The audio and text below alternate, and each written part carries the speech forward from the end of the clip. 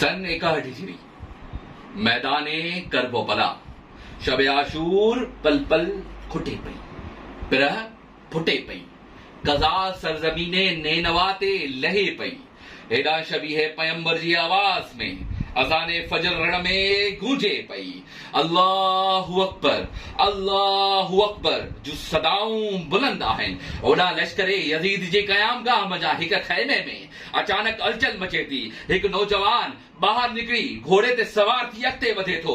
कूफी फौजी पुछे थो, ए शह सवार केॾां थो वञी?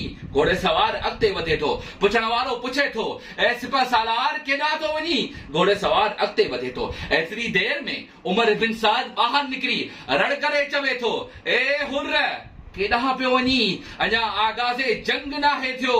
जनाबे हुर जीअं इहे लफ़्ज़ ॿुधा पाण घोड़े जी लगाम खे झले करे मुंहुं जज़्बोए जलाल में वराए चवे थो, अस्तग़फिरुल्लाह रब्बे मिन कुल्ल ज़ंबिन व अतूब इलैह। आओ पंहिंजे अमल ते अल्लाह जे अॻियां तौबा कयां थो ऐं शुक्र कयां थो जो हुसैन जे रब मूंखे हिदायत बख़्शी। ए लोगो, आओ दुनियावी दौलत ऐं शोहरत खे तर्क करे मोहब्बत रिफ़त ऐं हुब्बे हुसैन खे क़बूल कयो आहे। ए लोगो, आओ शाही ऐशो इशरत ऐं इज्जत खे पंहिंजे पेरनि हेठां गर्क करे ख़िदमत हुसैन खे क़बूल कयो आहे। आओ हुन बेसूदी ऐं बेसवादी हयात जे बदिले क़याम हुसैन में शहादत खे सआदत समझी क़बूल कयो आहे। आओ यज़ीद ऐं यज़ीदियत ते लखे लानतूं विझी ज़िंदाबाद हुसैनियत खे इबादत समझी क़बूल कयो आहे।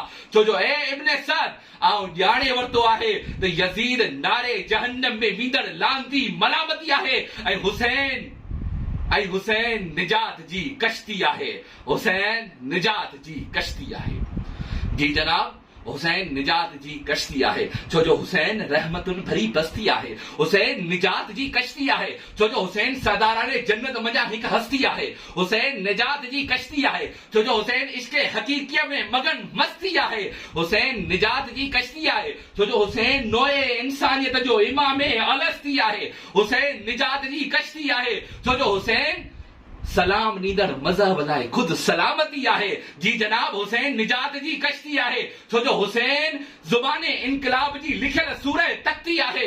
जी जनाब, हुसैन शाह बादशाह दीन दुनिया ऐं हक़ जी परस्ती आहे। जी जनाब, हुसैन निजात जी कश्ती आहे छो जो रसूल खुदा खुद फरमायो, इन्नल हुसैन मिसबाहुल हुदा व सफ़ीनतुन निजात। हुसैन हिदायत जो चिराग ऐं निजात जी कश्ती आहे।